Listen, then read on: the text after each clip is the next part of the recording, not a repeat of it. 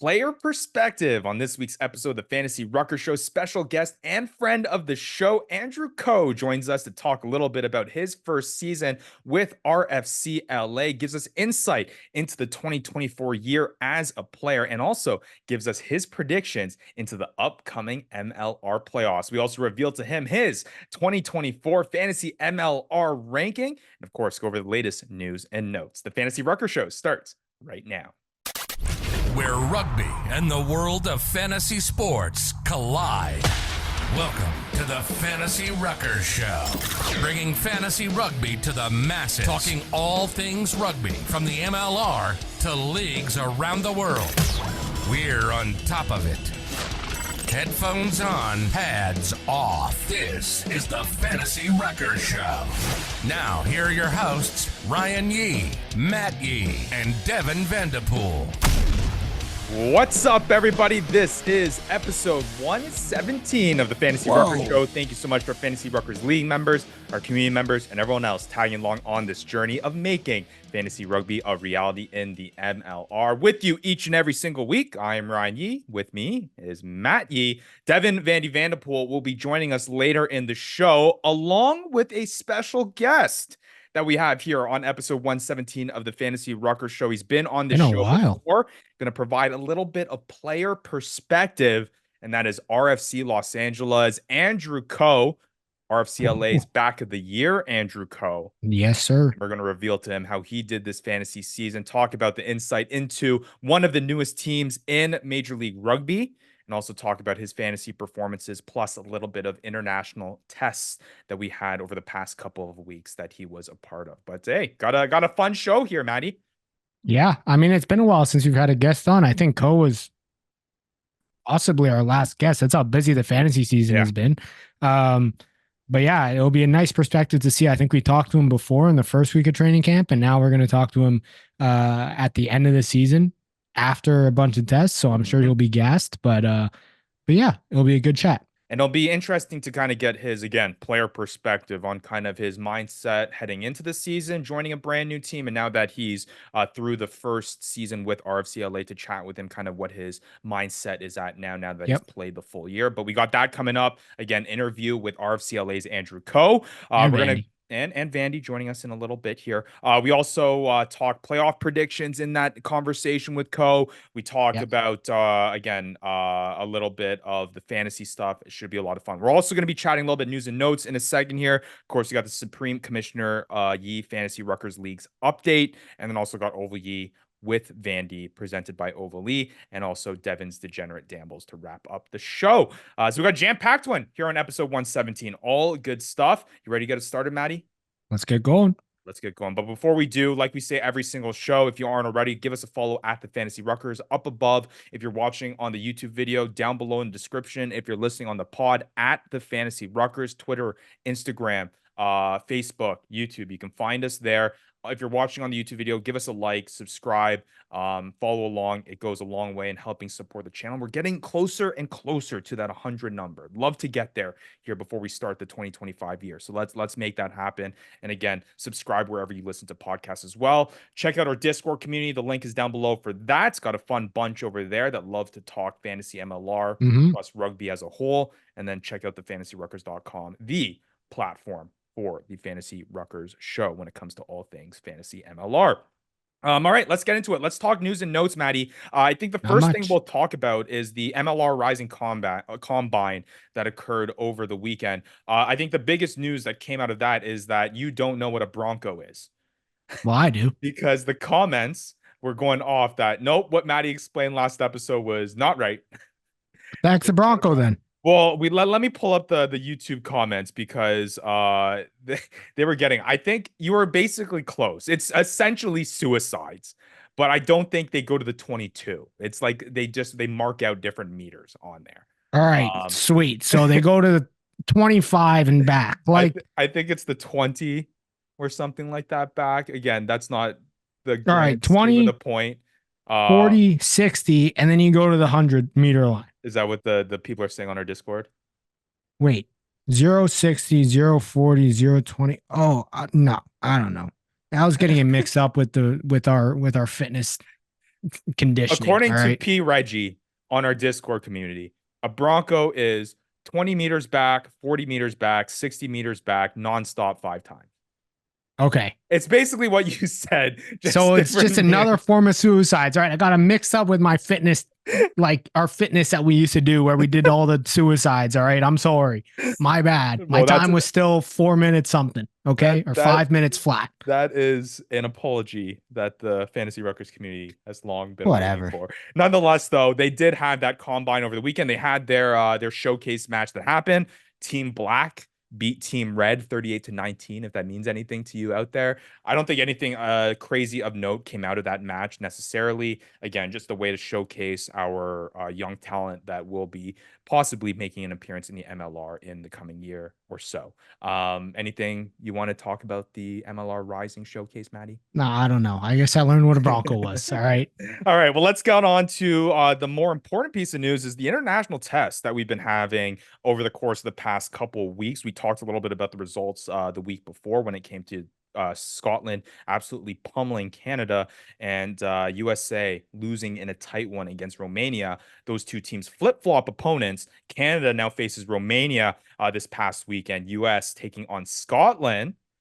Scotland beating US as expected, but a big time win for Canada. The first time that they beat Romania since 1995, a 32-22 victory over the Romanians over the course of the weekend. Canada coming through with a big one, which I think was a long way with how we've been talking about this program on this show and how the other Canadian fans across the rugby community have been critical of this Rugby Canada program. Yeah. I mean, a couple caveats like Scotland put out a top tier side against the US. Scotland put out a third grade side against Canada. So that's a bit disappointing. But let's forget about the Scotland matches. We just talked about Romania. We just talked about 1v1, best against best, guys putting out their best sides, kind of same rankings area around. Canada came out on top. Canada exceeded expectations. The US fell below expectations, and it was surprising to see. Honestly, I thought Canada was going to lose. I'm glad that they won. It's good to see. And I'm sure we'll hear a lot more from Cole later on. And how encouraging is it, as we wrap up the conversation, to tie it back with Major League Rugby? How encouraging is it to see just the number of Major League Rugby representatives in the Canada side and that success to follow? We got Mason Flesch, Lucas Rumble, Jason Higgins from the Chicago Hounds, Liam Murray, Nick Ben, Brock Gallagher, DeWalt Kotza from the Dallas Jackals. Obviously, a whole bunch of free jacks with Quatrin, Connor Keys, Kyle Bailey, Ben Lesage, Cole Keith, Ethan Fryer, Callie Martinez from Old Glory DC, Connor Young from RFCLA, and of course, Andrew Coe from RFCLA too. We'll just talk in just a second here. How awesome is it, and how big of an impact is having that Major League Rugby kind of involvement a part of Canada's growth in coming away with a victory here and hopefully continuing progress moving forward? Because it has been a down note for a very long time here, especially since we've been doing this thing, that it's just been very disappointing, for a lack of better terms, for Rugby Canada. Yeah, I mean, look, it's great. I think now Canada just needs to look at some of the young guys that they're bringing up through the ranks and figure out how they get those guys into development pathways that can help them better the team. So you have these guys that are part of the Canadian team, and you think about how can you fill up the rest of the Canadian team with all MLR guys, and how can you get them all in MLR facilities. And you see the comparison when you look at kind of the US lineup, right? Like the US lineup is all MLR. And if they weren't in the MLR, they're coming back from the Bristol Bears, like the likes of AJ McGinty. Like, that's where I think Canada needs to get to, where you're either pulling from the MLR or you're pulling overseas. And that's where we used to be, and that's where we need to be. And to kind of not lean so heavily Canadian on this conversation, talking about kind of USA Rugby, there was a lot of representation, like Maddie mentioned. Jake Turnbull from Rugby Carolina, the Anthem Rugby Carolina. You got Nice. Dylan Fawcett, Nate Oxberger, Luke Hardy, Bryce Campbell from Chicago Hounds, Sam Galla from Dallas, Ben Bonasso from the Miami Sharks, Mitch Wilson from the Free Jacks, Jack Escarova, Nana Schultz, Thomas O'Boney, Ethan McVeigh from Old Glory DC, Greg Peterson, Vili Helu, Wow. Patty Ryan from San Diego Legion, I mean, JP you Smith, really Tavilo committed to Petty, this Connor one. Mooneyham, the Seattle Seawolves, and Paul Mullins, Okay. Saya Uhila. Well, the only thing I'll say, I had to I say don't them know. both. I don't know. You kind of dug yourself a hole with that one. But what I will say is that congrats to Sayuhila. I think he's the oldest Eagle to be capped for the first time at the age of 37, the young age of 37. So good for him. And I think Connor Mooneyham got his first Eagle start over the weekend. So good for him as well. But yeah, Ryan, I mean, I don't know if any of them worked as hard as you did going through all 23 names on that list. 22, all right. I think. Well, where I tend to do most of my work is the next segment that we have coming up. I don't even know how I feel about this right now.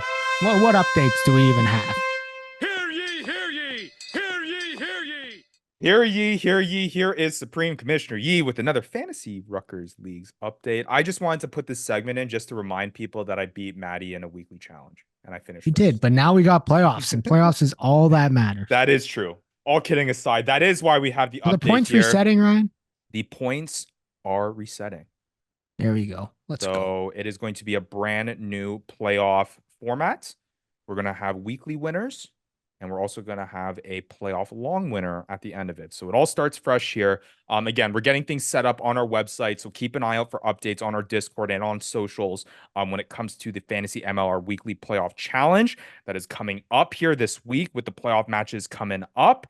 Again, kind of indifferent to what we have been doing historically when it comes to our playoff challenge. You will now be able to select new players each and every week with changing values that occur based on their performances. So again, the only update here is keep an eye out for the Fantasy MLR Weekly Playoff Challenge and any updates that come involved with that. And if you didn't join the weekly challenge throughout the year because you thought, oh, I'm already too far behind when I figure this out, this is your chance. A fresh start. You get some skin in the game of what we call MLR fantasy playoffs and MLR playoffs, and be able to watch the MLR playoffs with a whole new dimension of interest, simply because you're going to lose to myself in this MLR fantasy playoff challenge. The cockiness has returned. But yeah, dip your toes, get a taste of what Fantasy MLR is all about as we progress here into the next season. You'll be able to be a little bit more experienced if you wanted to try the full-fledged thing come up in 2025. All right, you ready to bring on a couple of our favorite people onto the show, Maddie? I think it's time. It is time to welcome in our special guest, friend of the show, winger for RFC Los Angeles, Andrew Coe. Andrew, thanks for joining the Fantasy Ruckers Show once again, man. Yeah, thanks for having me. I feel like it's been a while. I've been on in a while. Yeah, it has been a while. We wanted to let you get, comfortable in Los Angeles. We know it was a busy time for you. New team, new place, give you your space. But as soon as the season was done, we knew we were calling you up, getting you back on the show to give us a little bit of insight into Major League Rugby. But the first thing I want to talk about, if you're watching on the YouTube video, you see this dirty ass stash that Coe is rocking here. Playoffs are over, buddy. Stanley Cup playoffs are over. You don't need to be rocking anymore. But we were saying off the air that you're putting Matt's mustache that he's been trying to grow for the entirety of this season to shame. Yeah. We're really it's been longer. It's been longer than that, but we don't have to disclose that, It's been quite a long time coming here. Just but gotta look, keep shaving. Keep shaving, it'll grow back thicker, right? That's the method. Yeah, that's what I keep telling myself. And then every time I shave it, it just doesn't come back. And this is it. Instead of like a playoff beard, you're doing like a seasoned mustache, eh? It's a lifetime mustache, man. But a lifetime mustache. Coe, it's good to have you on the show, man. As always, gonna break down a whole bunch of stuff with you. I feel like it might be the end of the MLR season, but it does feel like you're just as busy with everything going on, international tests. You told us that you gotta pack up your things soon to kind of get out of the West Coast, California for the off season. But hey, I guess we'll just hop right into it, Coe. I mean, how are you feeling right now? A few weeks after the Major League Rugby season, LA finishes 5-10-1. What was it like, man? Just give us a lowdown of kind of how 2024 was for you. The whole thing, that's it's a lot to unpack there. From the start with the whole draft. It's funny looking back on it now, and everyone's kind of coming from everywhere. And the rumors whether LA would really have a team or not, like no one really knew in the beginning, but it all worked out and all came together. The league the year as a whole was a lot of ups and downs, a lot of challenges, but I think that's kind of why I decided to go there, is because it's a new challenge. I knew things weren't going to be just like nice and smooth sailing. There's going to be some choppy waters, and there's definitely some choppy waters throughout the year. But it's funny. I haven't really had time to reflect on it. This is my first day of like I don't have any rugby coming up for at least a month, so I don't have anything going on. So I'm just trying to decompress and trying to figure out.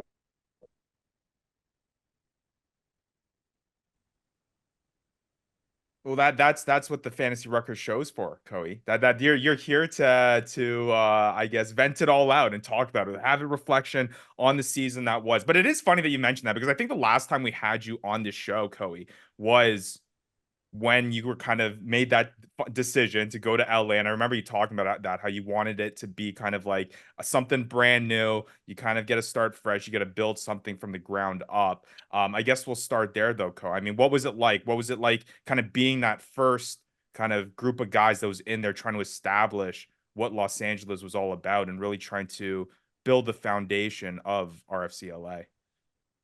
Yeah, it was tough to put into words, I would say. Yeah. It's kind of a juggle between do you try and push to be, a very good rugby program and you're so focused on the rugby, or it's a balance between that and trying to build a strong culture and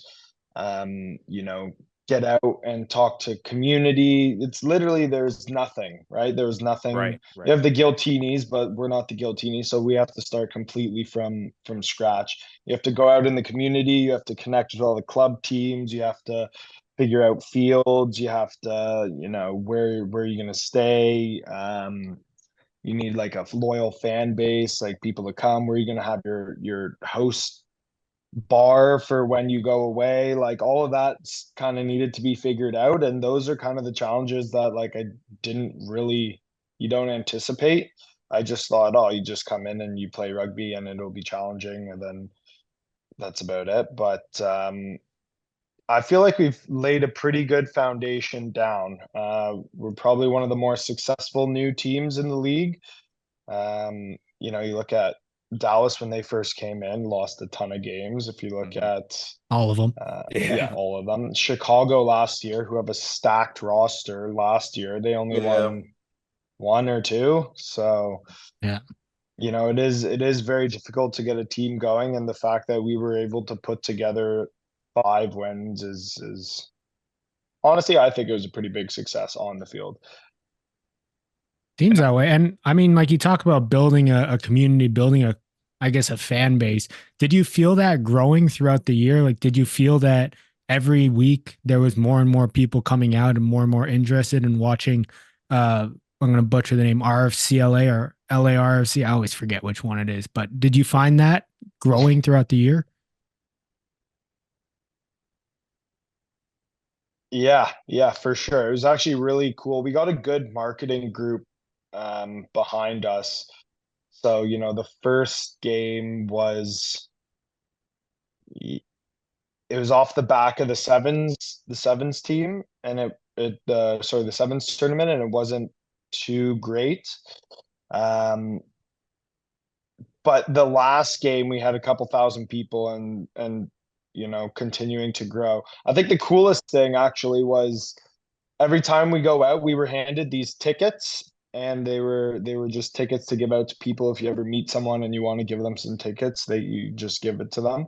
And it was cool to see people after the game that you met in a coffee shop and you just handed a ticket to them and they came and showed up to the game. And they're like, yeah, we love it. We're going to come back next year. Like, those are the cool kind of like, that's how you build a community and a following, is you get out into the community and you meet people face to face. We're not just, just some random rugby players. We're actually in the community, and we're giving tickets and making friends with people.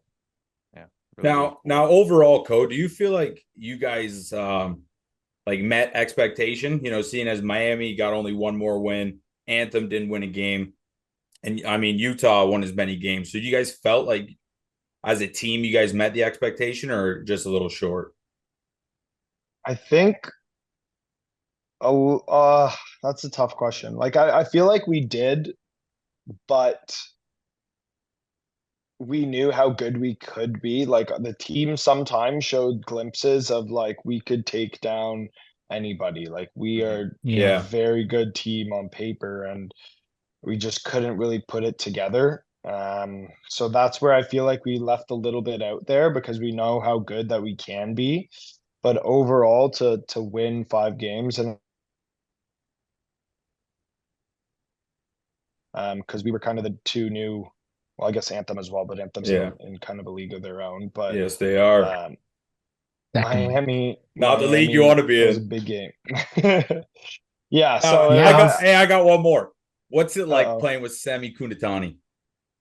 It's crazy. It's man, you don't know what's gonna happen. Nuts. You just got to stay on your toes. Like I don't know if I'm getting the ball. Like the first week of practice, he gets the ball on one side of the field and looks over, and I'm on the other side of the field. I'm like, he's not going to do this right now, is he? Yeah. And he throws a perfect Aaron Rodgers spiral overhand pass just right into my hands. It must have been like 40, 50 meters just right into my hands. I'm like, that is one of the coolest things I've ever seen. Unbelievable.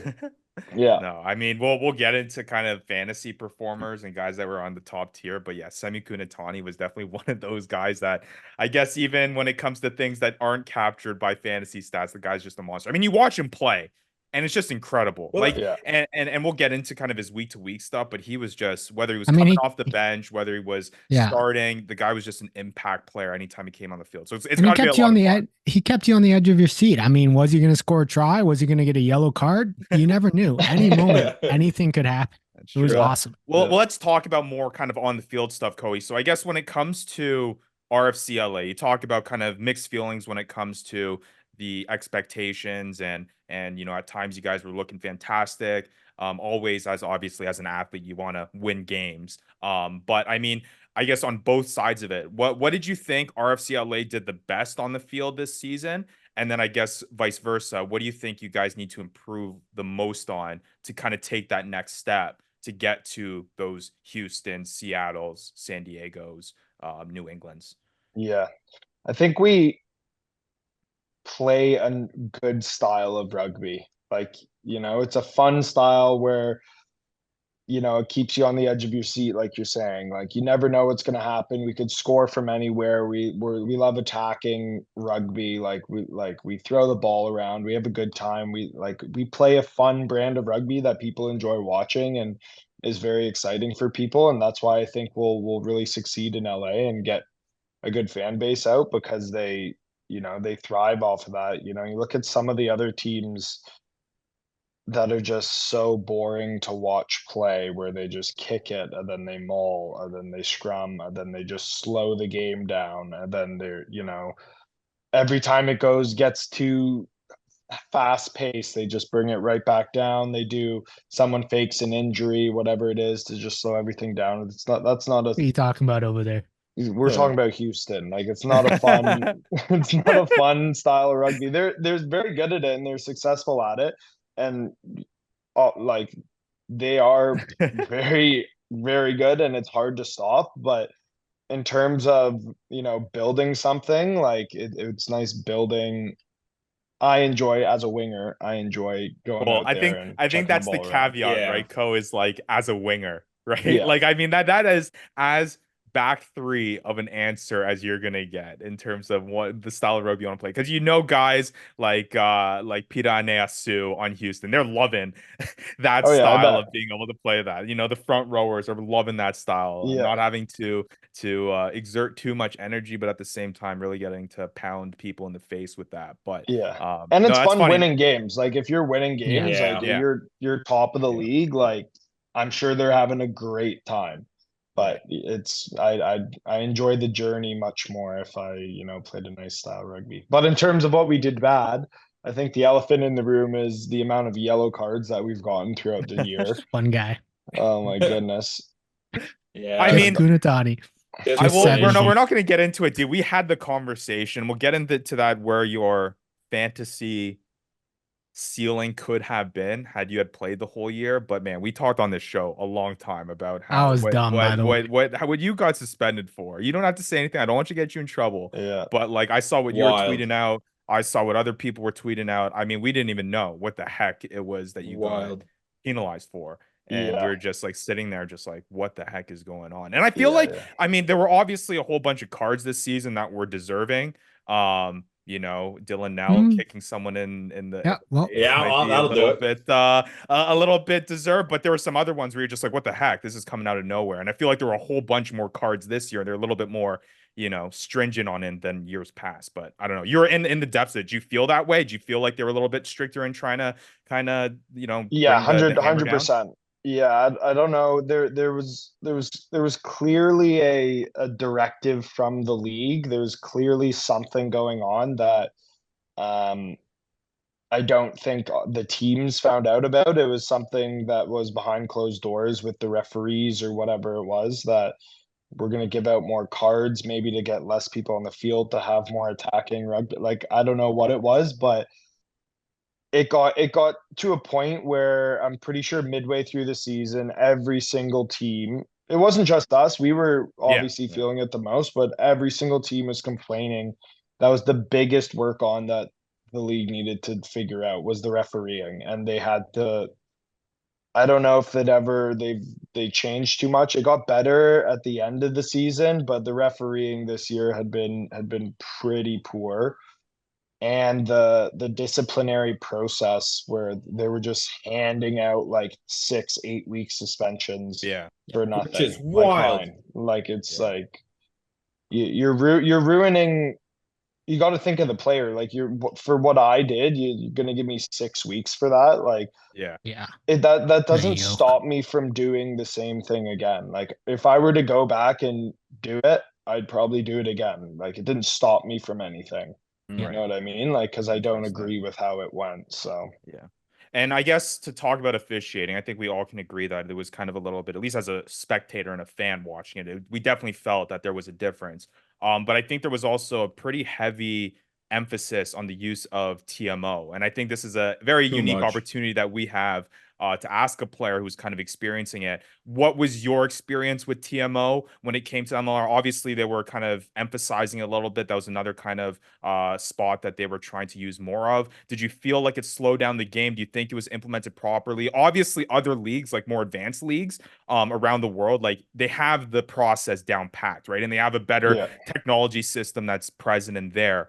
But as a player in a growing league where there's still growing pains in terms of using TMO, how did you feel about it? Yeah, I think, yeah, it slowed down the game completely. I don't think it was, I think it was warranted for a lot of them. Like, if you see something, bring the TMO in. But that decision needs to be made real quick and with authority, and you got to just like make your decision and move on. Yeah. You know, you can't be sitting there and looking at a extra slow-mo on the third angle for 15 minutes so you get a call right. Like, And it refs are just going to get Yeah. 50% of the time, refs are going to get calls wrong. You know, And- like 50% of the calls are going to be wrong anyways. So just like do Yeah. it steadfast and make a decision and go for it. Yeah, and like that's the problem, is it disturbs the flow of the game. Not only for like as viewers, but I can't imagine as players, that'd be so frustrating. Yeah, absolutely. When you don't even see the video of the guy in the TMO booth or in the friggin' office with two monitors. Yeah. You guys Looking just out at, you on the just field. see, you're that's the thing too, is like, if maybe they want to do that so they get it right, so that they can save face when like all these, the people look at it afterwards. But they don't even do that. Like, they don't even show the video. So it's like, just make a decision, have some cojones and go back it. Like, Yep. Again, I mean, caveat is that it's still a growing league. I mean, I think as we progress year to year, there'll be more of these things kind of ironed out and stuff. It was a big step for the league to take. But again, implementation is very important. It was just interesting. I wanted to ask as a player, because out of everyone, obviously as a spectator, you get frustrated because you're like, oh crap, like they're sitting here watching 10 different angles of this thing and it's been 5 minutes. I can only imagine as a player in the middle of a match, that you're standing there on the field trying to figure out kind of what the heck is going on. Yeah. But I guess from a more positive standpoint on it in terms of league, we have been on the show saying that we think that this was one of the best Major League Rugby seasons that we've ever had in terms of competitiveness, in terms of teams, in terms of games that we've had. It just felt like that there was a lot of back and forth. There felt like there were a lot of teams in it, especially when you put into perspective where we began in terms of not having the arrows fold, having New York fold, not sure where Rugby Atlanta was going, ending up going to LA, having the anthem come in last minute. It was like kind of a double end of the spectrum where we were so worried if we were even going to have a season to, oh, this was actually a lot of fun. And you have teams like yourselves that were pretty competitive. Would you agree? Like, do you think out of all the years that you've been here in the league when it was with New York and to now, that it was a pretty solid season, at least from a competitive standpoint and from a match standpoint? 100%. And yeah, the playing fields are getting a bit more level, which is nice to see. Even with the new teams coming in with the setups, all the coaching staff, like things are starting to teeter off in terms of having the major discrepancies between all the leagues. Obviously, there's still quite a few, but yeah, I thought it was a great year, and hopefully it continues to progress, and hopefully this gives a bit more stability to the league. Last off season was wild. I'm hoping that doesn't happen this off season where there's 3 different moves and teams go under. But honestly, you never know. This is the MLR. It is the Wild West. So yeah. But you do feel a lot more confident, I think, at the end of this year. Like, I think there was a bit of, New York was kind of out of the blue, but I think there were a few signs of like the arrows. You kind of felt like something was coming when you got to the end of the season, especially when Bill Webb passed away. Like, I feel like there was inklings there. I think this year, there's a lot of positive momentum coming out of this season. Speaking of kind of the competitive, so what was it like facing the Anthem? Like, yes, they're 0-16, but I thought for an 0-16 team, they were super fun to watch. They were super competitive when they had it on, like usually for 40 minutes every game. What was it like playing them? Did it feel like you were playing like a lot of young guys, or did it feel like, in a couple of years they could be a competitive team in this league? Both are true. Like, it was definitely a young team, and you could tell that, but they brought so much energy. I think our game was the closest game they've had. Like, they were winning until the last 10 minutes of our game. I'm pretty sure I bet on them for them to win that one. But. Yeah. There's a little fugaziness going on there as well, but it was they had brought lots of energy, like tons of line speed. They're like very they play with their heart in their sleeve, and I love to see that. Like, I enjoy watching them play because they just like go hard. There's no like, I remember the first 20 minutes of playing them, and they were just like going hard, like big hits, flying out of the line, doing whatever, just like whatever they were doing, they were just going balls to the wall doing it, which is pretty cool. But if they can kind of hone that into, maybe a bit more experience and leadership and rugby knowledge, they'll be good in a couple of years' time. Okay. Well, I guess I wonder I don't know what the plan for the Anthem is, because it's owned by World Rugby. Yeah. And they got to go at least till the World Cup, right? They got to go that team's got to be around till at least the World Cup. Yeah, I don't know. I don't know what the details are surrounding that, but I think they're trying to turn and get all the domestic guys to play for them. I have no idea. Yeah. There's a lot of rumors going around about what that is, I guess it was so quick when they first got established. You know what I mean? Like, they didn't really have a chance to really implement some of these guys. So it'd be interesting to see this offseason if you do see some of those reflective roster moves where you see some of those Eagles guys, younger Eagles. Are you saying older Eagles? Are you saying like older Eagles guys might be going over there too, like the Christian Dyers, the like those types of guys heading over to that team as well, potentially? Yeah, I don't know how. I'm not American, so I don't know what conversations are happening. But if you got the Highlanders, if you had like a Canadian team and you had the head coach saying like, "Hey, we're putting this team together," if you look at like the Pacific Pride program, there's you kind of get a level up if you play for them. You get seen more favorably. So if you're an American guy in a competitive spot and the coach is pushing you, saying you should go to that team, it's like, well, yeah, because Hard to you say want no. to. It's hard to say no. It's so. Yeah.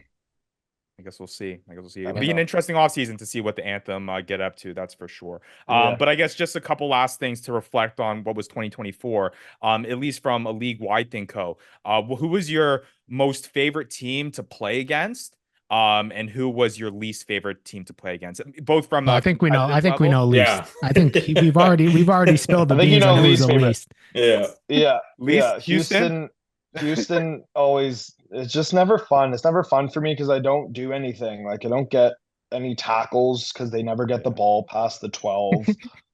So I don't like, they just kick high balls. So I guess that's fun for me. I catch high balls, but like other than that, it's a lot of standing around for me and a lot of like running up 5 meters for the line chase, but then never cutting the ball. So Yeah.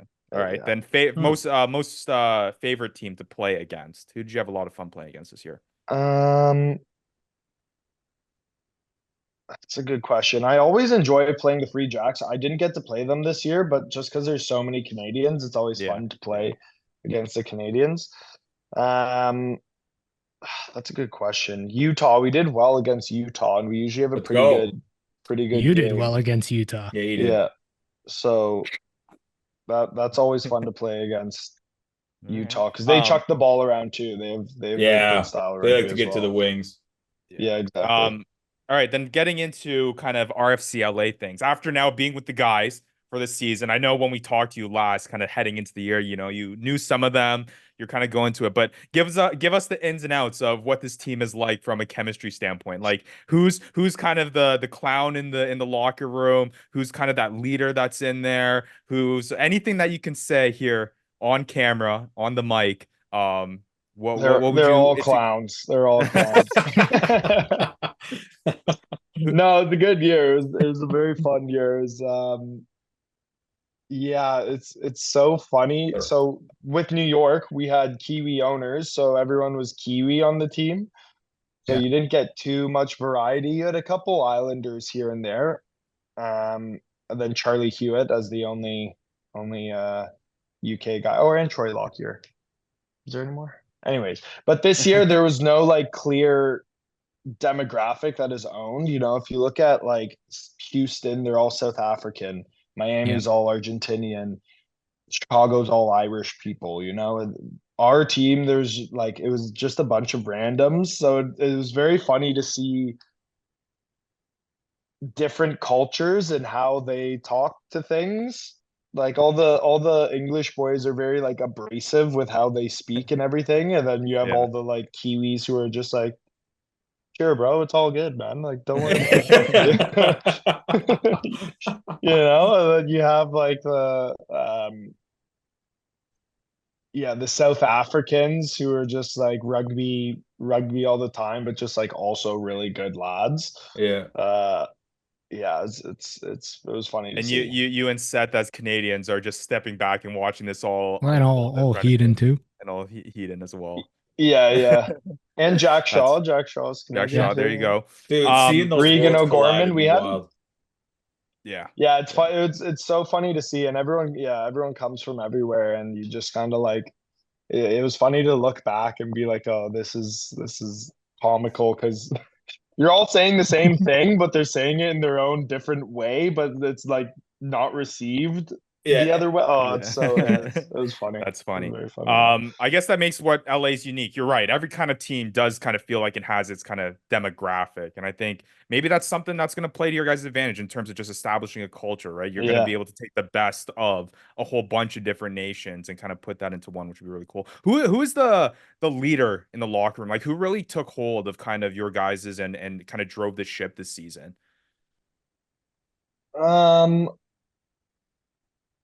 That's a good Or question. was it or was it a collective thing? Like, I know it's always difficult because you kind of mentioned it before when it comes to a new franchise, right? Like, you Yeah. need those guys to kind of step up to start establishing that foundation and that culture. So, I mean, who were those guys? Whether it was the guy who got named captain on game day, or just guys that kind of stood up from the rest. Yeah, there's a few. We had like our leadership group. I would say Jason Dam was up there with who he was as a leader. When he spoke, the boys listened. I think Matt Heaton is a very good leader, speaks very well. The boys listen to him. Um, Niall was our game day captain, and he was good with that role.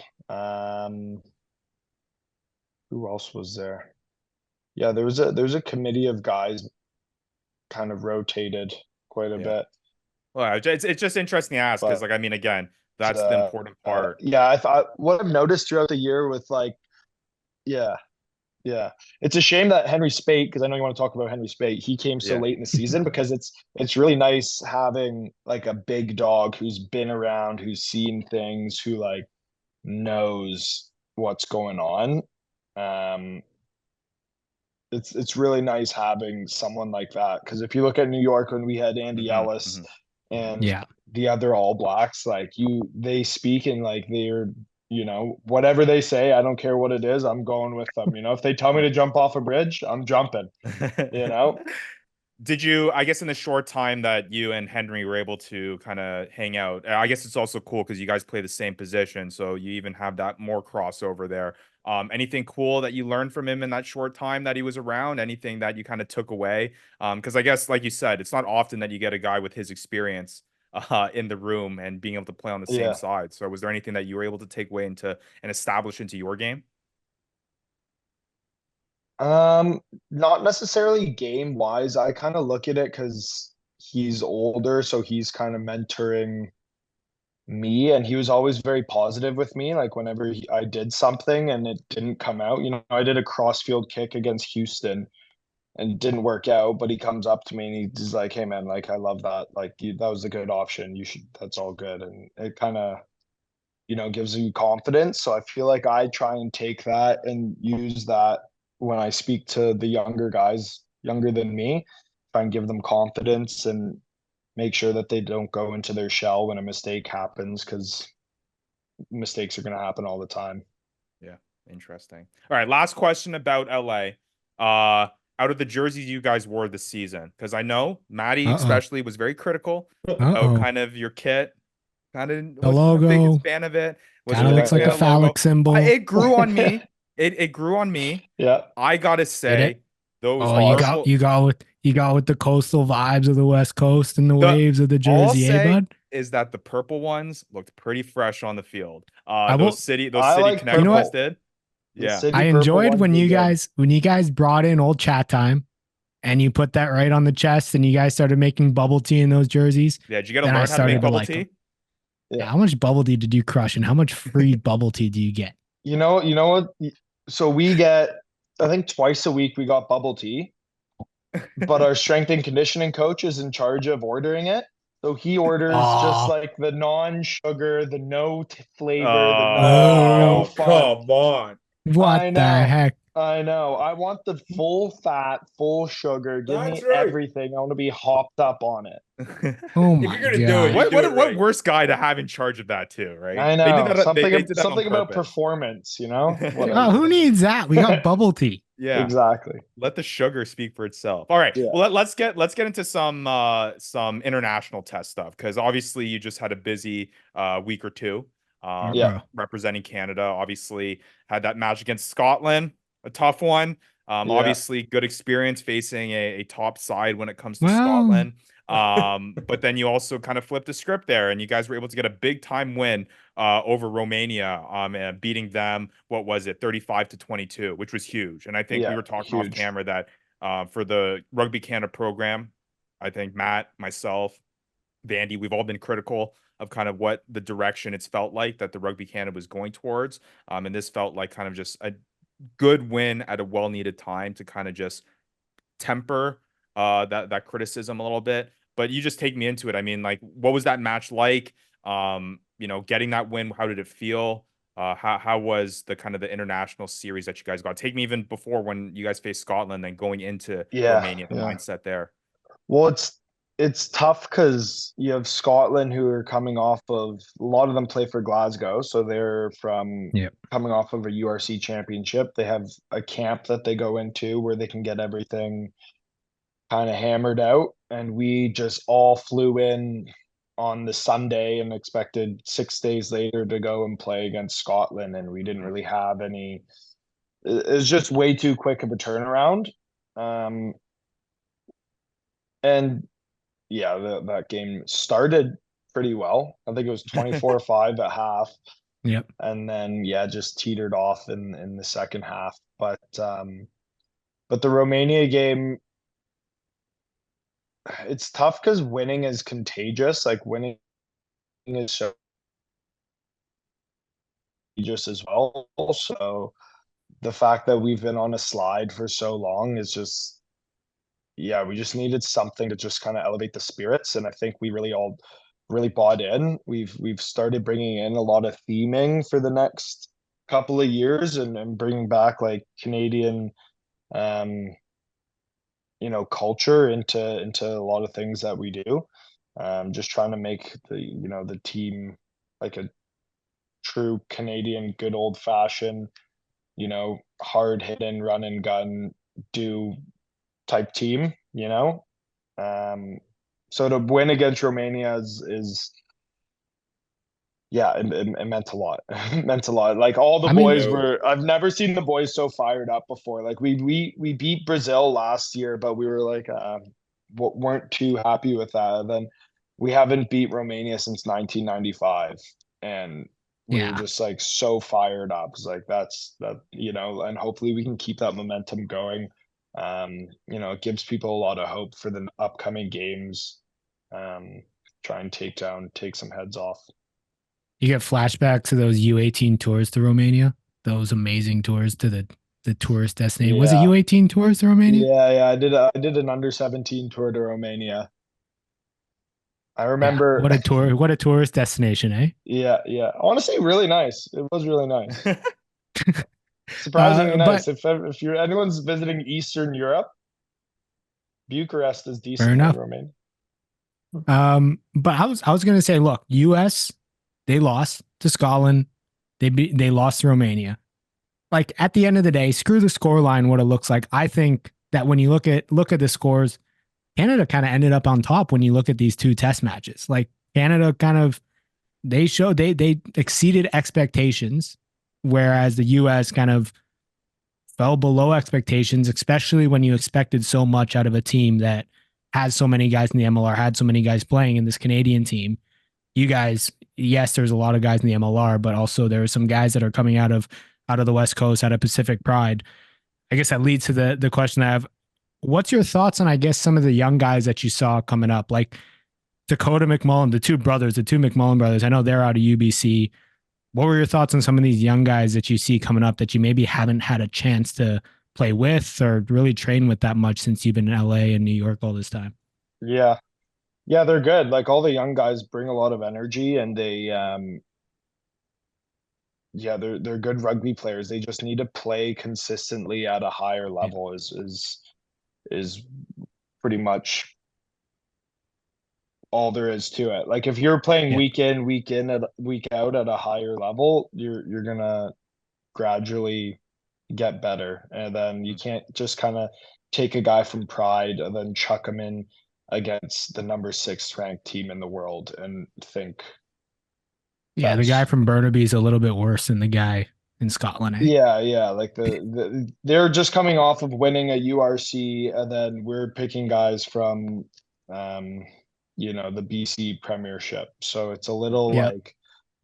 But the question becomes, and I don't know the answer to it. If I knew, I would be running Rugby Canada. But I don't know if I want that.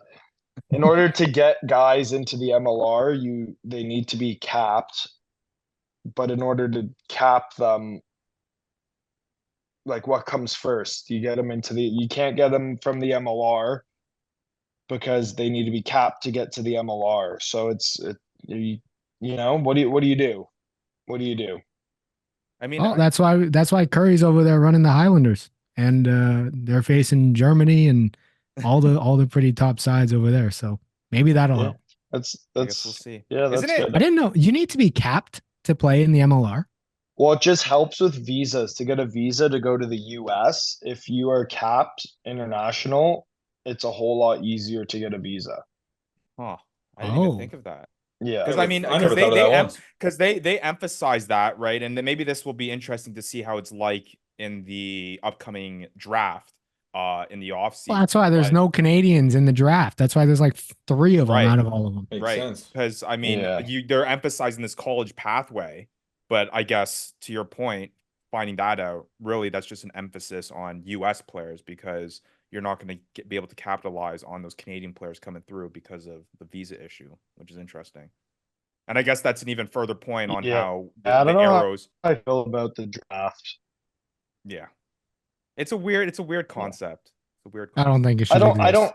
I don't hate it. Like I see what they're trying to do. They're trying to capitalize on the college system, and I think that's amazing. But I'm never a fan of when you try and force people, especially kids, like you're forcing kids to do this. Right. Like if you're in college and don't do the draft, you're not eligible to get signed by any teams. Right. So you're And just then like and there's this. forcing these kids down a particular road, but like I don't, it creeps me out when people do that. I don't like Yeah. that. Just And do it's, the I mean, academy system. We it's can just do the right. academy system. There's nothing wrong with that. Yeah. It's a fuzzy area for sure. Because again, Yeah. like Canada, I feel like is in this weird space, especially because it's like they want to kind of include Canada need a as team. part of the US kind of ethos, but at the same time, they're not from a political level, you know what I mean? So they don't fall under things that you want to do. There's still visas that are required and things like that. So it is true. Yeah. I was just gonna say, like, the loss of the arrows, like that's one of the big Yeah. hurting things because now Yeah. you're not able to funnel some of those guys. Not having an MLR team is really, really poor. And it's tough to see that World Rugby's stepping in and helping the US do so well. Right. I guess it's because they have a World Cup coming up. But it's tough to see when they could have easily stepped in and helped the Arrows stay afloat. Right. But interesting. Yeah. I guess from a Canada level, did you get to keep your Canadian tuxedo or what? yeah, we did. Do you have that? Oh yeah, buddy. Oh yeah. I thought I love that. I thought when you were talking about when you were saying like we're gonna implementing kind of Canadian traditions, that's you kind what of I'm talking about, baby. Just and Yeah. Vandy, I don't know if you saw it, but so it's a big thing in rugby culture to have a jersey presentation. So they every before every match they kind of present the starting 23 their jerseys, and something that the Canada team incorporated, which I saw on socials, was that along with getting your jersey, you also got a jean jacket, and I don't know if you're already wearing the jeans. Did you get the jeans too, or was it just the jacket? So we got the jacket. The jacket was provided, and we told everyone to bring jeans as well. And then boys are going off. Like I need to go and get some cowboy boots is what I need to do, because that'll make sure that it's a full fit.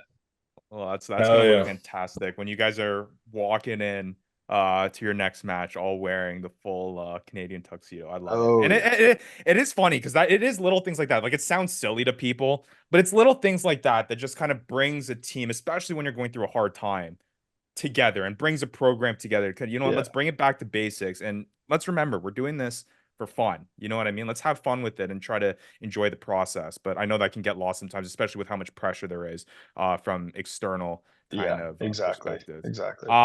But hey, congratulations, man. I texted you. I was saying, man, that's a big time win over Romania. I'm sure it feels good to kind of end on that high note. And again, kind of to Matthew's point, the US is kind of left wanting, where you guys kind of feel like you're on a upper foot kind of moving forward. Yeah, our American viewers, which is the bulk of our viewers, is going to have a tough time hearing this part. But let's get into fantasy performance stuff, Coey. I know the last time I had you on, we kind of spoiled it because I thought you were an absolute You spoiled it and a mind reader because we had you guess your ranking into the 2024 year, and somehow, out of my amazement, you got it spot on, not knowing that I was sharing my rundown screen that had your ranking on it. So this time I learned, and this time I have that hidden from you, so you're not going to see it. So I know learning on this show, it's a beautiful thing. But hey, let's talk about it in terms of every single player in the MLR. We had a fantastic season, Co. I don't know if you're following along, but we've opened it up to the public for the first time. We had like 4 or 5 different leagues, about 40 to 50 people participating. You were a hot commodity in the draft, I will say. Except to Vandy. Except for Vandy. Vandy, that'll be something that he will always regret. Vandy skipped on you. He skipped on you. Vandy. I get called out right now. He picked. Okay, I made the pick and then instantly said, I regret that. And I said it every episode. Do you know who he picked? Whatever. Actions speak louder than words, buddy. It's true. You know who he picked over you, Co? He picked up Caleb. Oh, was it Mikey Teo? Yeah. That's even worse. No. Mikey Teo. No, who was? That was Caleb McEnany. No, Caleb McEnany. Caleb McEnany. He picked Caleb McEnany over you. That's fair. He's a good player. That's respectable. But I might and argue he's Utah. I might argue not as good as you, which leads to my my question here. Messed up, you had to guess. You had to guess. Where do you think you finished this fantasy MLR season? All right, out of all the players in the league, where do you think you finished? Where was I last year? Can you give me that hint? Where were you last year? I think you were top 10 last year. Yeah, definitely top 10. You were I think definitely it was top 10 9 or something, right? Yeah, you were top 10 last year. The only reason I started winning games. And this year the league hated you and decided to suspend you. So yeah, that takes a bit off. I'm gonna go maybe like 17. That's pretty good. I still think you're looking at a rundown. You finished 15th, Co.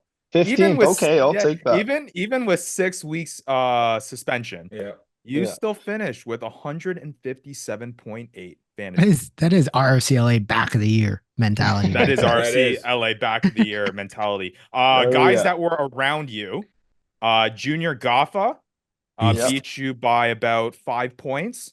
And you were actually just ahead of Mac Mason by about 2 points. Oh, really? Yeah. So you had a pretty good year. I'll take that. I'll take that. Who's number 1? Was Butcher up there again? That's my question. So if the Butcher was not up here again, doesn't have the same feel. But who do you think? And a track star up there. The number 1 fantasy MLR player in all of fantasy. Yeah. I'm blanking on his name, but the winger for Utah scored like 15 tries, 14 tries this year. Yeah. Michael Manson. Yeah. Michael Manson. That'll do it. Michael Manson. I wish I was that fast. He finished his season, all right, starting in round 14 when I believe he returned from injury. No, suspension. Another suspension. Another 14.2. He had 127 meters gained. 21.5, 140 meters gained in a try. Round 16, 20.6 points, had 134 meters gained, 1 try. Round 17, he scored 4 tries, 166 meters gained. And then he finishes off the year with 2 tries, 48 meters gained. Yeah. That's launching himself to the number 1 fantasy player. Crazy. Go on. Tarangatira Waitokia was actually the leader of for quite some time but leading, third place. But Michael Manson. But third place. This is the next question, Co. Who was the number 1 forward in all of fantasy?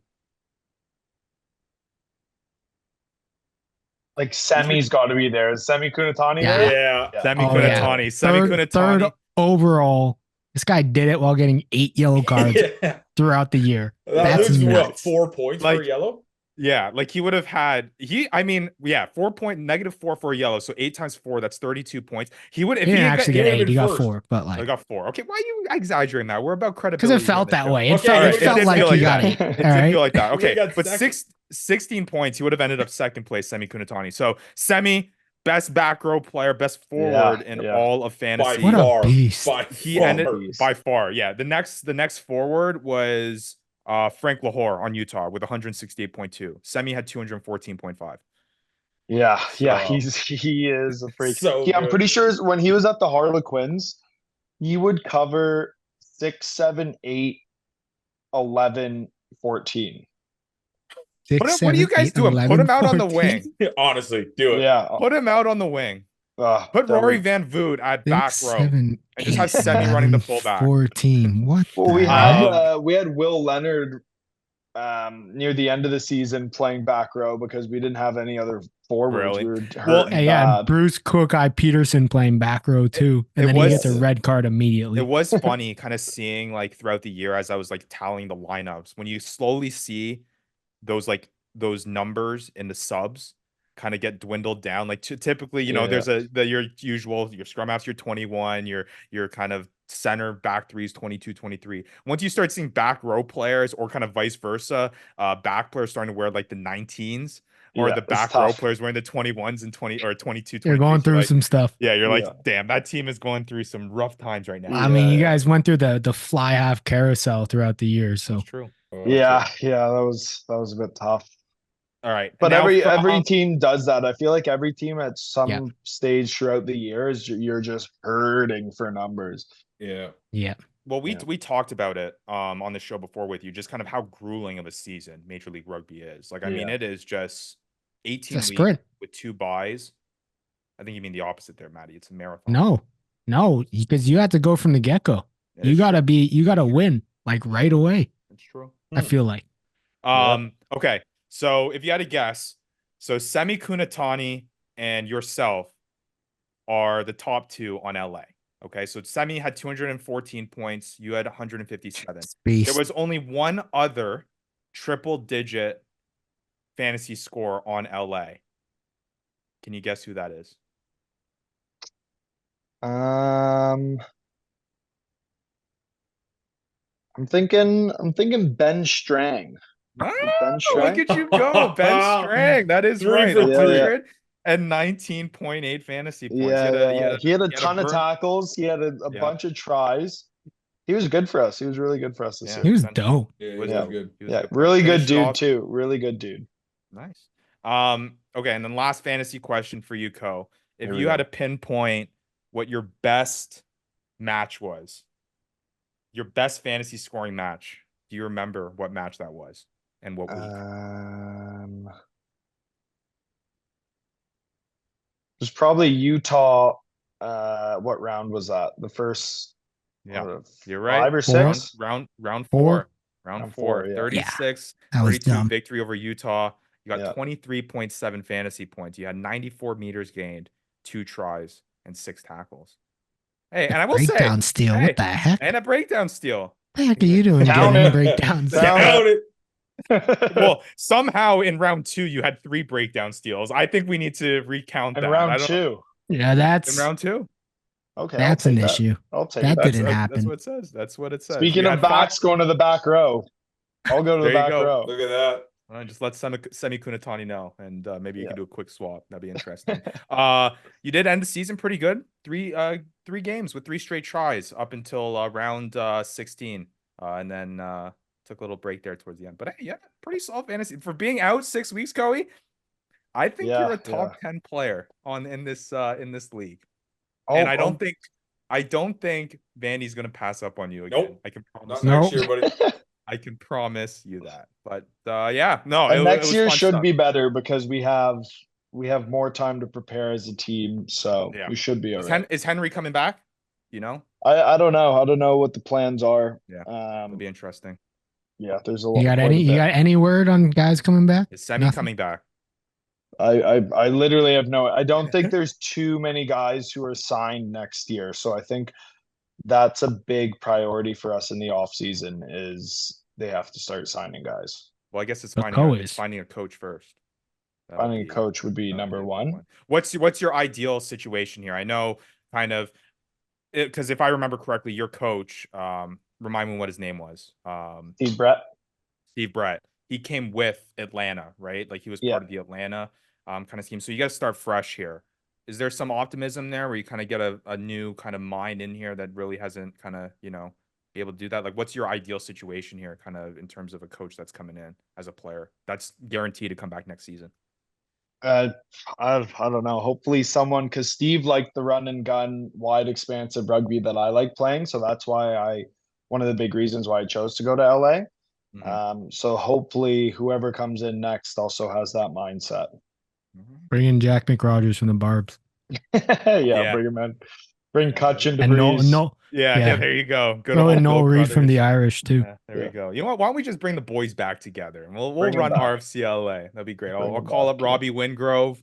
Yeah. We'll be. Oh, that guy's trying to run for a Marshall Premiership with the Oshawa Vikings. All right, That's true. you can't pull him out of that one. No. Yeah, fair. Well, because That guy has no more hair left to lose to coach. That's true. That's true. All right. And just for our viewers and listeners, old friends, teammates, and coaches of through our ranks, Yeah. Bill Crothers, Markham Irish, Rugby Ontario, Rugby Canada, things like that. All right, let's talk about some playoffs here, Koei, as we wrap up our interview here. You excited? I mean, this is the first time it's the new format where you got 8 teams making it into the playoffs. It's the first time that you haven't been in it. It's the first time you haven't been in it, sitting back. Yeah. That's true. It's a bit weird. What's kind of your mindset with these teams? Are you excited? Is it weird kind of looking, outside looking in? What's kind of the thoughts here? I don't know. This weird break where there's internationals has been That was very weird. That was messed up. I can't imagine a bunch of those guys going into their I couldn't imagine myself going back into rugby right now. Like, imagine I had to train today. Like, I couldn't do it. Like, just mentally, I'm quite fatigued from rugby. So good on them for doing that, because now is the most important part of the year. So yeah, it should be fun. A lot of good games. A lot of good games. Well, let's talk about those games. The matchup that you're most excited to see in the first round, Co. What's kind of tickling your fancy when it comes to these first 4 matches? Well, not Houston, Dallas, so put that one away. I mean, I think everyone will say the same. The Seattle San Diego game should be pretty good. DC New England. I'm pretty sure New England will win, but DC, I believe, beat them earlier this year. So I believe both their games were decided by 1 point. Yeah, so they've had a couple good games this year. And then NOLA Chicago, I see Chicago taking that one. As long as NOLA don't play it in the middle of the day. If they play in the middle of the day in the swamp, like, that's a tough place to play. All right, that's Vandy's writing that down for his Degenerate, Devin's Degenerate Dambles segment when he starts talking odds. he did talk about weather last episode, so he's writing that down. Swampy weather! Right. Exclamation mark! I like that. All right, well let's go through it then. The first match we'll start in the Western Conference then, and I'll make this official. Wait, what does that time say? 6:30 or 5:30? 6:30 p.m. Eastern time. Oh, hey, what's that feel like, Co? 6:30. What's 5:30 feel That'll like? be pretty hot in the swamp. So at 6:30. Okay. Oh, I like it. All right. Well, let's start off with Houston, Dallas in the Western Conference, July 20th, 7:30 Eastern time. For the record, we've been teasing this for the past couple weeks here on the Fantasy Ruckers Show. These are the official Fantasy Ruckers picks with special guest Andrew Coe of RFC Los Angeles. So let's get into it. Houston versus Dallas. Houston coming in at the 1 seed, Dallas in the 4 seed. We'll let Coe go last here, but Maddie, I'll let you go first. Who you taking, Houston or Dallas? Look, we talk about it every show. Every time we got to pick between Houston and another team, but I'll say it in Vandy's words. Houston is a buzzsaw. And I think they're going to go through Dallas here too. So I'm going to go with Houston. All right. I'll go Houston as well in this one. Vandy? Got to be Houston. All right. Yeah. Any upset, Co? No, he's not going to do it. I want to, but I don't I am the in-house Dallas Jackal fan in this one. Wow, I forgot about that. What the heck, Ryan? That's a joke. You're in the Jackal den. I'm gonna be kicked out. Yeah, they sent me a scarf. I have a Jackal Den scarf. I don't think. Yeah, what's up with that? But the Jackal. I'm now part of the Den Dogs. Could have been Utah, buddy. Hey, Co, Dallas is LA, LA, but LA. Co, LA any chance you want to go play anything, with those wingers out in Utah? Yeah. But I will go Houston too. Co's going Houston. All right, so that's the first team booked into the Western Conference. We got Seattle, San Diego. So Maddie, who are you taking in this one? This one's so tough. This one is. This one's so tough. Yeah, I'm gonna back San Diego here. I think you've been critical of them all year long. I think they'll have a game. Yeah, I don't know, but I'm going with my gut here. It's been a while since MLR has happened. I forgot about all the criticism that I've given them. I'm going San Diego. All right, I'm gonna go Seattle here. I'm just banking on that experience that they've had as a franchise in the playoffs, being at home. That place is electric to play at. I'll take Seattle in this one. Vandy? 9 p.m. Yeah, give me Seattle under the lights. Okay. All right. Well, 6 p.m. their time. It'll be 6 p.m. in the West Oh, Yeah. yeah, give me Seattle. All right. Co? Yeah. Oh, man. Seattle is also a very tough place to play. Mhm. But I kind of like San Diego. Seattle has a lot of injuries. I don't know if a bunch of their guys are coming back from injury. I'm not sure but San Diego looked good with Giddo running the ship. Yeah. Oh, him and Nanu are just resting was it right fun to now. have him back in the league to kind of see him around? It's cool to have another face, huh? Yeah, it's nice. It's nice to have those guys in the league, Yeah. The Mohawk. Did you play against them Yeah. when he was in the lineup? Yeah. In our second Is game. is it funny looking at yourself and being like, oh look, I'm facing a line that has Ma Nanu and Matt Gateau? Like, you know what I mean? Like, isn't that just funny to think about? To be fair, haven't you played the All Blacks?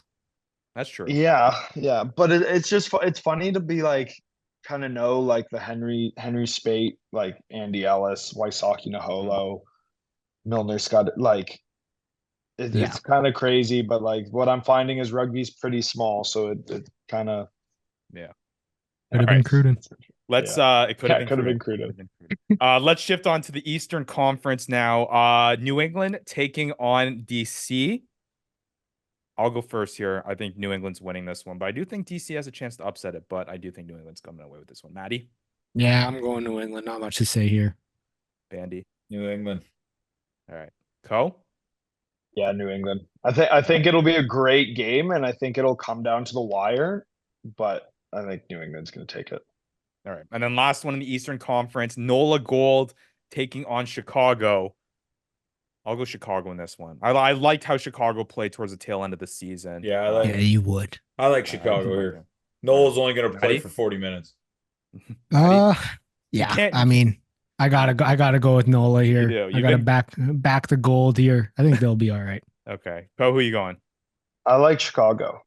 Chicago. Clown. All right. So then, Co, you got Houston and San Diego in your Western Conference final. Who's winning that one? I think Houston. Houston are a good team. Houston books the shield. Then you got New England and Chicago in the Eastern semifinal or Eastern final. What do you got? Oh man, that's a tough one.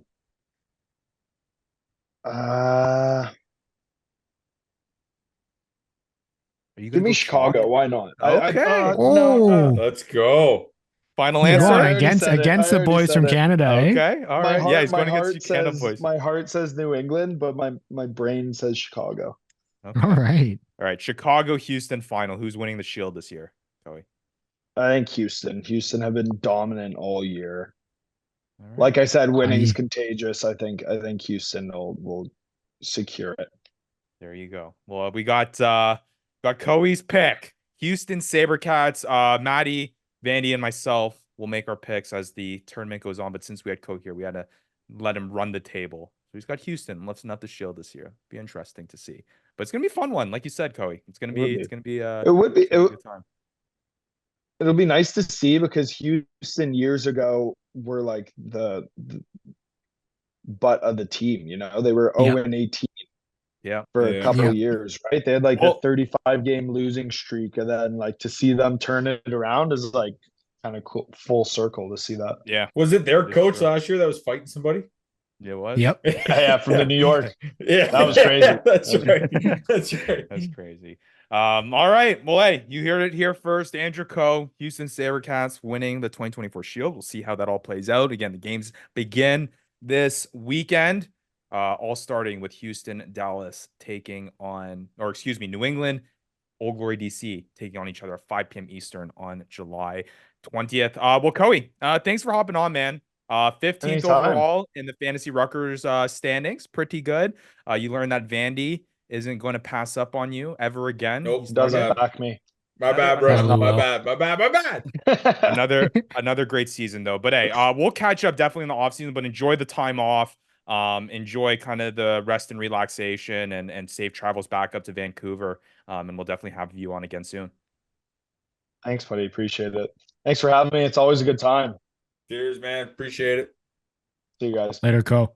And thank you to Andrew Coe, RFCLA's And Vandy. Andrew Coe, and Vandy for taking the time to speak with. He just wants to be treated as a special guest. It's just the guy's a special dad now. He's all a right. special dad. We got to treat him with care. That's true. We got to make sure that he feels loved because you never know. All right. He's cleaning up a lot of poop these days. It is true. It is true. But again, welcoming his new daughter, Peyton Vanderpool, to the Fantasy Ruckers fam. But more what a conversation with Co. What a conversation with Co. Yeah. I mean, a lot of insight from his first season with LA to his international test experience to the bubble tea conspiracy. The bubble tea conspiracy with their weight coach.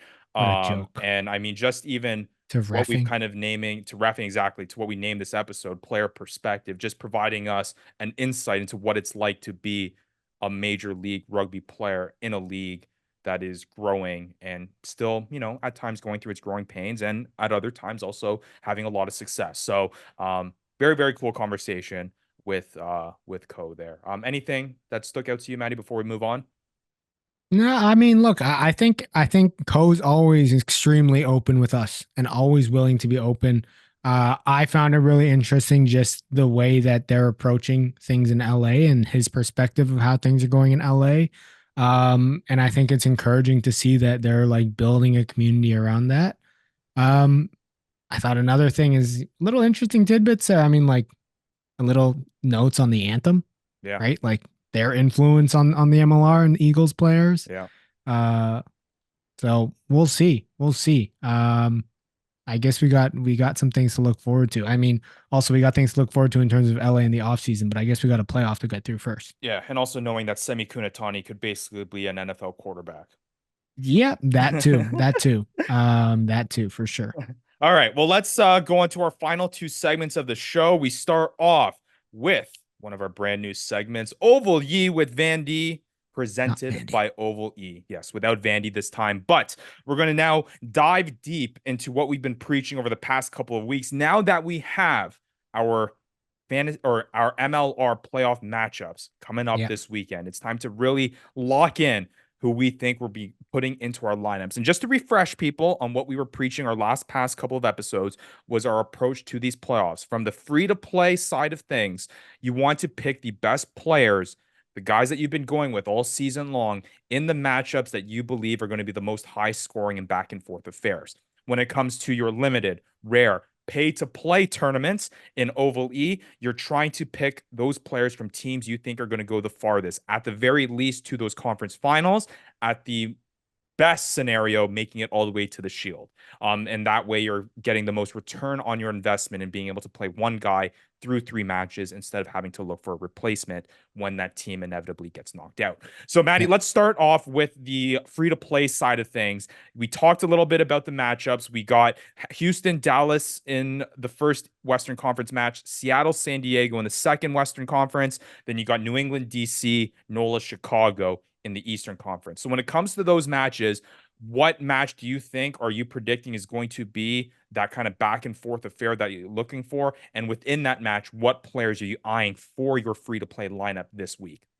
I mean, look, we got to remember that the way that OvalYe is scoring things is not necessarily always going to rely on scores. Does it help? Of course it helps. So yeah, we're going to want to look for some of these back and forth games. Things like Seattle, San Diego, I think that one, you know, Co talked about, that one's going to be one that we're going to be looking at. But honestly, even like forwards on Houston, like I think forwards on Houston are a good bet here. We talked about Co about their play style. We've seen their play style throughout the year. I think they're going to have a dominating game against Dallas. So a guy like Ronan Murphy, a guy like Peter Asui, like these are guys that I think are really good bets to pick up. New England, DC, I just don't know. I think it's going to be a really close game. And I think a lot of penalty points are going to be taken. And I'm just not quite sure about who to go there, I would definitely go with a guy like Wayne Vanderbank from that matchup. And you mentioned last episode with the kicking points, like Potros would be a good choice. Potros also, Potros I think is also, if you're looking at that fly position for free to play, I think that's a great choice there. You can't really go wrong with that one. Yeah, I think for me, I love the Seattle San Diego match. I think that one's going to be back and forth with the conversation with it being so hot in that NOLA Chicago match. Maybe that's one that you kind of stay away from, possibly. But I mean, I'm picking, I think, any of the back three on that Seattle side, I think is going to be a good choice. I would even be happy to go with guys like Thomas Awake, possibly. I think Devon Rousseau would be a good pick as well. I'm really pinpointing that Seattle San Diego match, but I agree with you. Forwards from Houston are a good pick, and I think you can't go wrong with Wayne Vanderbank, but especially Jason Potros if we're predicting kind of that back and forth kind of kicking affair with New England and DC. That's probably a good way to go. And a sneaky guy from that NOLA Chicago, I mean, Dylan Fawcett, I think sneaky. I think he's going to put up some points. And then you can't go wrong with Jonah Moe. I find that he's a lock in. So if you got to put a guy in there, remember, this is free to play. So it doesn't matter about who's going to go far in the playoffs. Like you said at the start, this is just about picking the best matchups for this week. Jonah Moe or Ronan Murphy, if they're both starting at 8.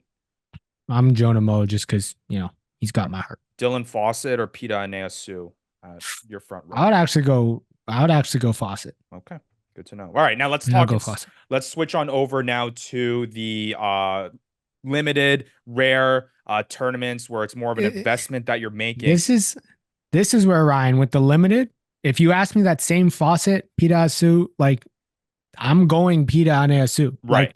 That one is Houston has the best chance to make it all the way to the final. If I'm going to invest in a guy, I'm going to put it in a guy that I know is going to be playing as much as possible. So that's the type of guy that I'd want to have. And that's just another factor that you got to think about. Yeah, absolutely. Again, what we have emphasized here on this show is that you need to just pick a team, regardless of whether you're on the Houston bandwagon or not. Just pick a team that you are the most confident with, whether that's New England, whether that's Chicago. Co thinks Chicago is going to go all the way to the Shield. Whether you think that's Seattle.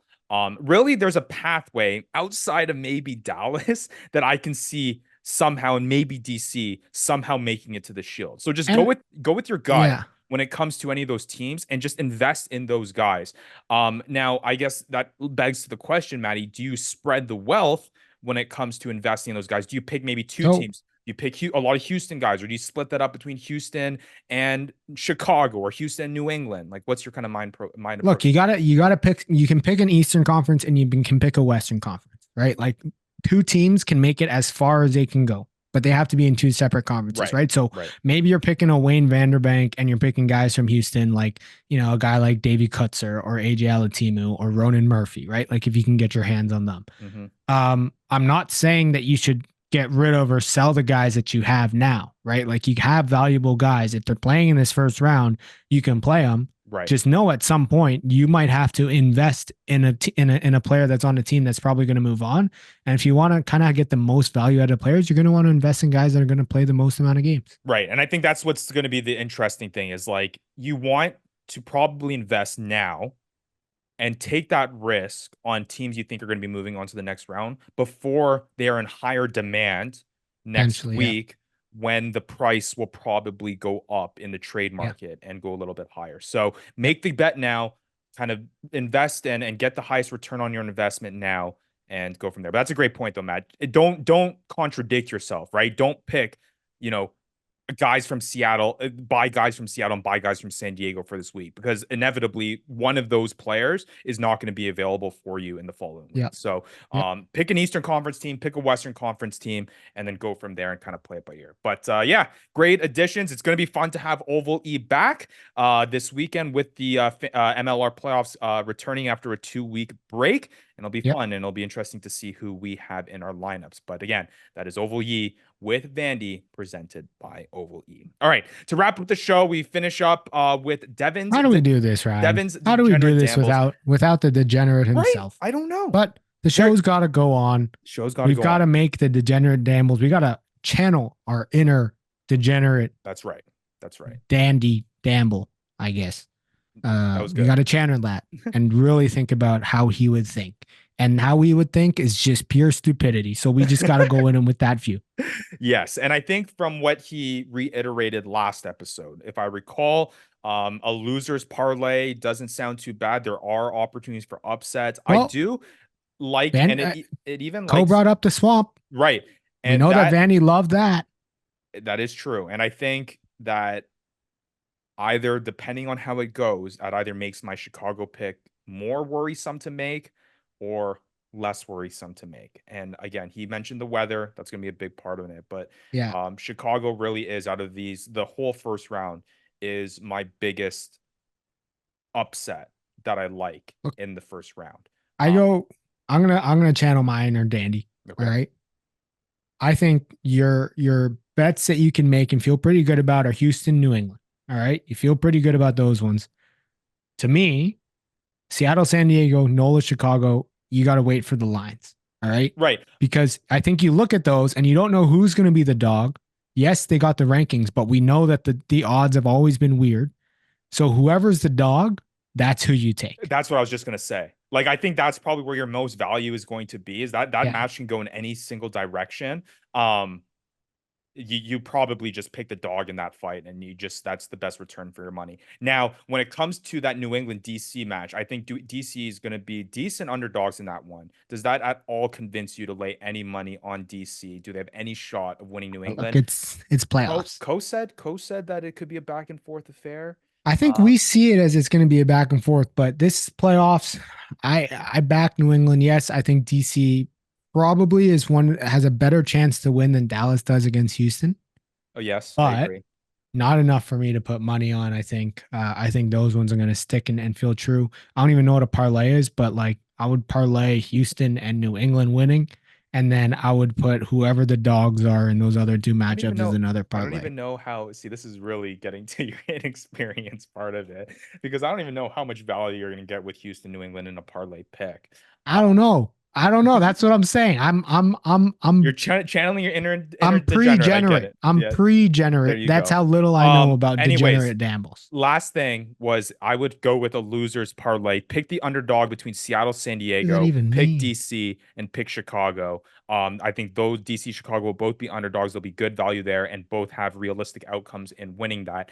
I guess my final question for you, Maddie, since Vandy is not here, how in favor of the match does it have to be in Houston's favor for you to put $5 on Dallas? Does it have to be 1,000 to 1? So like you put down 5, you get 500 back. Like what would it? I'd put like $1. I don't even know what the minimum bet is, but I would do that. Okay. But even then, like Dallas, look, they'll come out swinging, but I think Houston is just going to suffocate them. So, all right. Well, that is Devin's Degenerate Dambles, a Walmart version of Devin's Degenerate Dambles. We'll have Vandy back next week for this portion of the show. But nonetheless, a good episode, Maddie. We had lots of news and notes to talk about for an off season with fantasy coming right up, or playoffs coming right around the corner. A great conversation with Co, and some good OvalYe and betting advice here on the Fantasy Ruckers Show. Yeah. And I don't know. I tried my best with the Dambles. I've never dambled in my life, and I don't think I'll damble anytime soon, but I do love talking Dambles. You do love talking Dambles. And hey, thanks again to RFCLA's Andrew Co, the 15th ranked fantasy player in the fantasy RFCLA back of the year. RFCLA back of the year. Thank you for Co for joining on the show. Anything left to say to the people, Maddie? No, just get your teams in. Like, get your teams in for fantasy playoff MLR. Like, you want to be a part of it. Everybody should be a part of it. It takes 5 minutes to do. It's another aspect to be able to play. And again, you can see yourself on the leaderboard below my name. And that's just a great sight to see. A lot of people have experienced it, and you can join in too. Someone's got to mute your mic. All right. We are, again, thankful for Andrew Co. Thankful for Vandy. Maddie, you're thankful too. Enjoy the MLR playoffs this weekend, everybody. 4 fun matches, 8 teams who will make it on to the next round. For Matt E, for Devin, Vandy, Vanderpool, I'm Ryan E. We'll see you next week on another episode of the Fantasy Ruckers Show. Let's go. You've been listening to the Fantasy Ruckers Show, bringing fantasy rugby to the masses, covering everything rugby from the MLR and beyond. We hope you enjoyed the show. Make sure to like, rate, and review, and be sure to tell all your friends. We'll be back soon, but in the meantime, connect with us on social media at the Fantasy Ruckers. Till next time, this is the Fantasy Ruckers Show, signing off.